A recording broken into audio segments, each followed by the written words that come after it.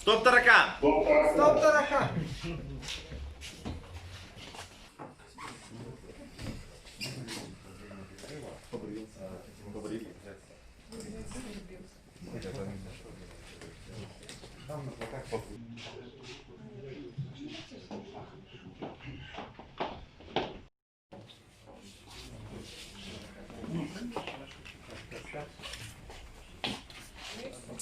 Сергей, что скажешь насчет денег, которые нашли у вас дома?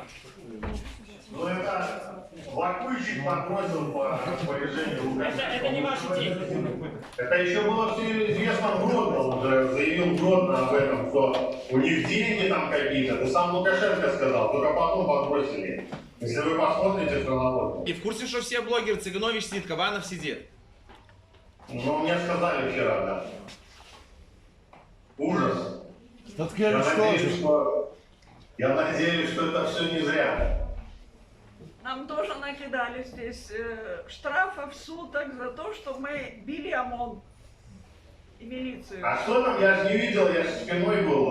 Там получается, что люди начали набрасываться, как я понял. Да не-не-не, вообще, ну Никто мир... никого не бил, они нам просто так их бросали.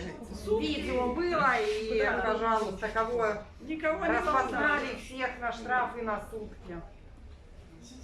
Я вот одна пятерых В смотрела. цепи солидарности люди выходили, в Минске, в Гродно выходили. Мне 10 суток за эту цепь их.